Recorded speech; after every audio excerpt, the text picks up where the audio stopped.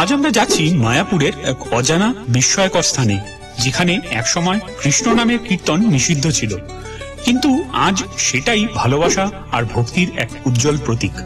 জানেন কি, এই সমাধিতে শুয়ে আছেন এমন এক ব্যক্তি যিনি প্রথমে বিরোধী ছিলেন, পরে হয়ে উঠলেন শ্রী চৈতন্য মহাপ্রভুর একনিষ্ঠ ভক্ত। চলুন চাঁদ কাজীর সমাধির অজানা কাহিনী উন্মোচন করি।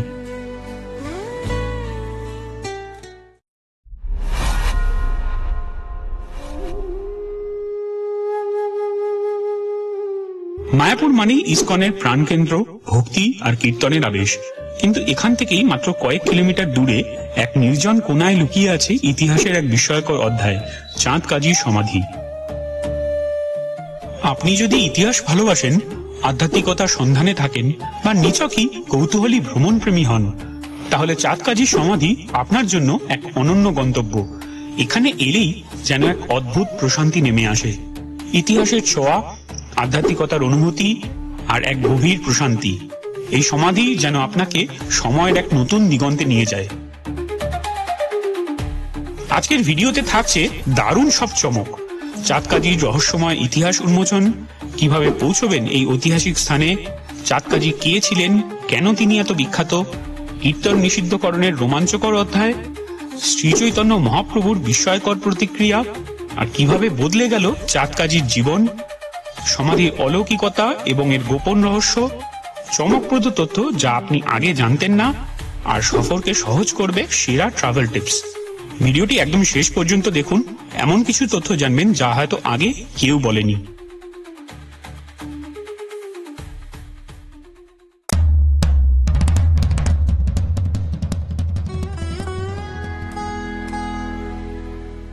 নবদ্বীপের বিচারক বা নগর ম্যাজিস্ট্রেটের উপাধি ছিল কাজী।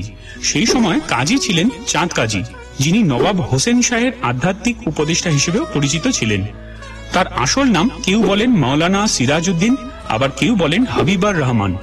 তার বংশধরেরা এখনো কিন্তু মায়াপুরে বসবাস করেন। এই পাথরের সমাধি, যার চারপাশে এক বিশাল গোলকচাপা গাছ জড়িয়ে রয়েছে, সেটিই হলো চাঁদ কাজীর সমাধি। এটি শ্রী অন্তর্দ্বীপের সীমানার ঠিক বাইরে অবস্থিত। একসময় এখানেই ছিল তার রাজপ্রাসাদ এবং এই এলাকার কাছেই বাস করতেন শ্রী চৈতন্য মহাপ্রভুর মা সচিমাতার পিতা নীলাম্বর চক্রবর্তী।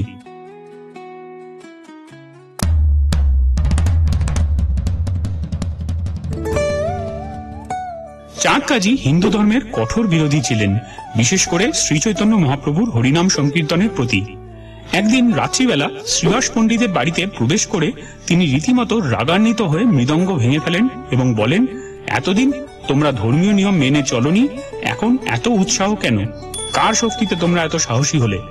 তারপর তিনি ঘোষণা করেন যে যদি আর কেউ রাস্তার মধ্যে সংকীর্তন করে, তাহলে তার সম্পত্তি বাজেয়াপ্ত করা হবে এবং তাকে মুসলমান ধর্মে ধর্মান্তরিত করা হবে। ভক্তরা যখন মহাপ্রভুর কাছে গিয়ে ঘটনার কথা জানালেন, তখন তার রাগ যেন প্রবল ঝড়ের মতো হয়ে উঠল। তিনি বললেন, প্রত্যেক ভক্ত আজ এক একটি মশাল নিয়ে নগর সংকীর্তন করবে। এরপর এক বিরাট সংকীর্তন মিছিল শুরু হয়, যা সরাসরি চাঁদ কাজীর বাড়ির সামনে গিয়ে পৌঁছয়। এই বিশাল কীর্তনের সামনে চাঁদ কাজী আতঙ্কিত হয়ে পড়েন। চৈতন্য মহাপ্রভু তখন তাকে বলেন, তুমি কৃষ্ণলীলার কংস, গৌরলীলায় তুমি চাঁদ কাজী। এই কথা শুনে চাঁদ কাজী নিজেকে শ্রী চৈতন্যের শরণে সমর্পণ করেন এবং সংকীর্তনের ওপর থেকে নিষেধাজ্ঞা তুলে নেন।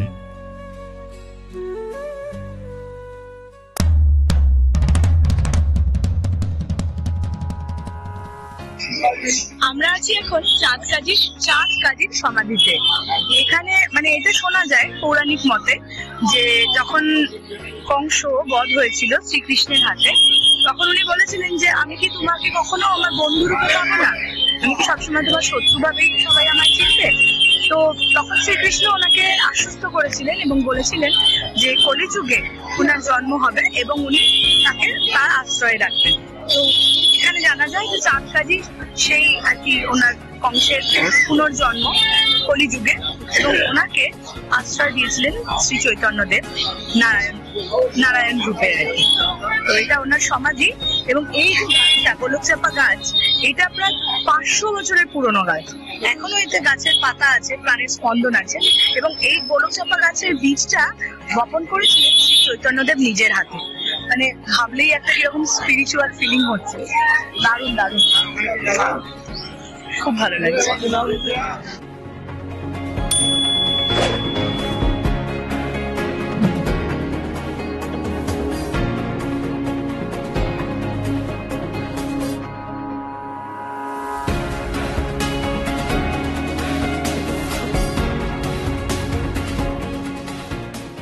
চাঁদকাজির সমাধির আশ্চর্য দিক হলো দুটি গাছ, চাপা গাছ যা চাঁদকাজিকে প্রতিনিধিত্ব করে এবং নিম গাছ যা চৈতন্য মহাপ্রভুর প্রতীক হিসাবে থাকে। গোলকচাপা গাছটি 500 বছরেরও বেশি পুরনো এবং সম্পূর্ণ ফাঁপা, কিন্তু এখনো এটি সারা বছর ফুল দেয়।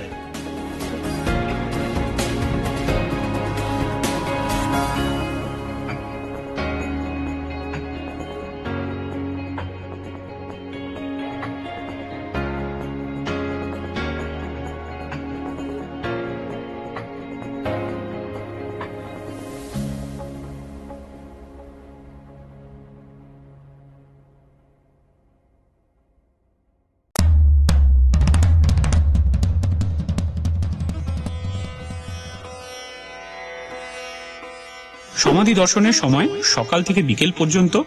লোকেশন মায়াপুর যোগপীঠ থেকে 1 কিলোমিটার, ইসকন মন্দির থেকে 3.5 কিলোমিটার। বিশেষ আকর্ষণ সমাধির গাছ এবং ঐতিহাসিক ব্যাখ্যা।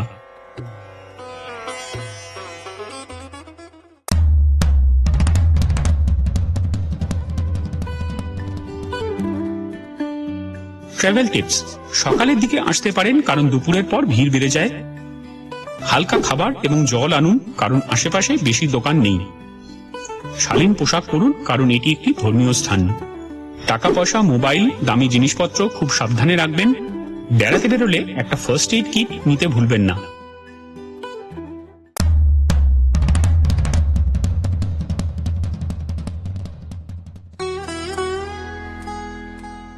আজকের এই রহস্যময় সফর কেমন লাগলো? চাঁদকাজির এই গল্প আগে শুনেছেন কি? কমেন্টে জানান।